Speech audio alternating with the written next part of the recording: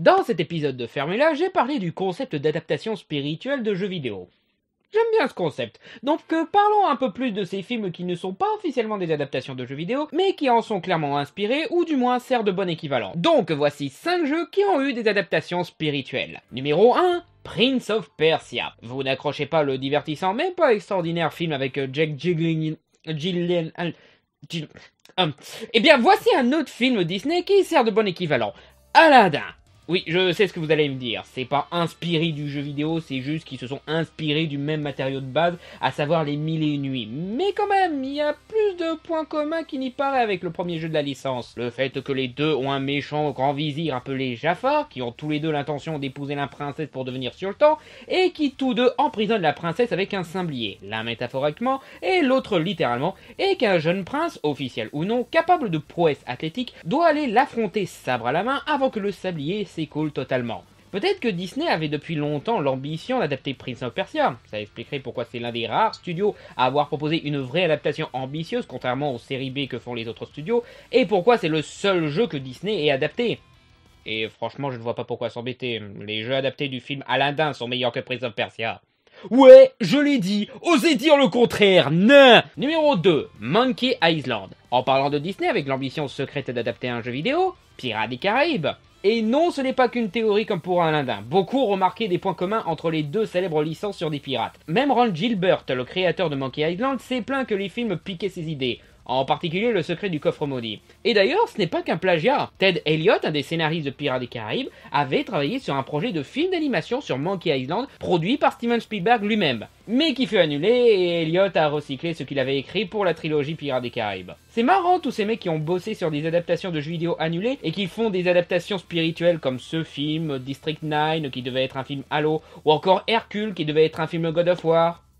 Sauf que celui-là c'est de la merde et tant mieux qu'il ait pas eu God of War. Mais ce n'est pas la seule adaptation spirituelle de Monkey Island. Il y en a un autre bien plus fidèle, à savoir Pirate bon à rien mauvais en tout, qui reprend le même genre d'humour absurde et d'univers cartoonesque. Même le Capitaine Pirate a un côté enfant naïf gaffeur qui rappelle Guybrush. Donc ouais, dommage pour le film produit par Spielberg, ça avait l'air cool, mais on a quand même eu 5 films servant d'équivalent. Comment ça, il y a un 6ème? Numéro 3, Megaman. Histoire d'un robot doué de conscience créé par un brillant scientifique qui va devoir combattre les dangereuses créations de combat d'un autre scientifique maléfique. Chappie. Oui, je sais ce que vous allez me dire. De tous les films de Neil Blomkamp, pourquoi celui-là, alors que les autres sont encore plus riches en références de jeux vidéo, au point que son premier film a été fait avec l'ambition de faire un jour un film sur la licence Halo?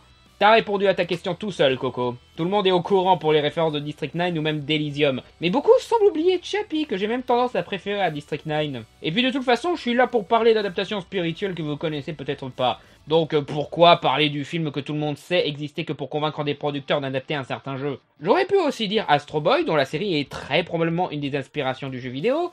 Mais là, on parle de film. Et le film Astro Boy, lui, est... bof. Chappie, c'est déjà très bien. Numéro 4, Shadow of the Colossus. Guillermo del Toro est un gamer. Nier cela est tout simplement con.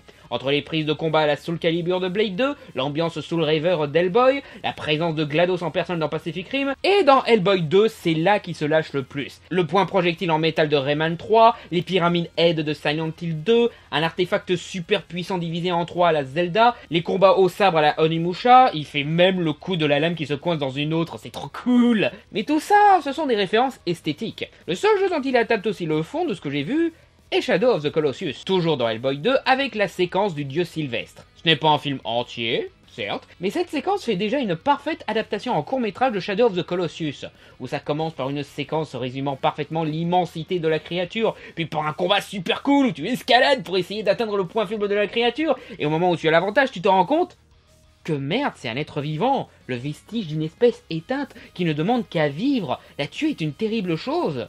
Mais tu le fais quand même pour sauver quelqu'un dont tu te demandes si ça valait le coup, et parce que le jeu t'oblige à le faire, et la créature meurt de façon poétique, et t'es à la fois heureux et triste de voir cette fantastique créature mourir.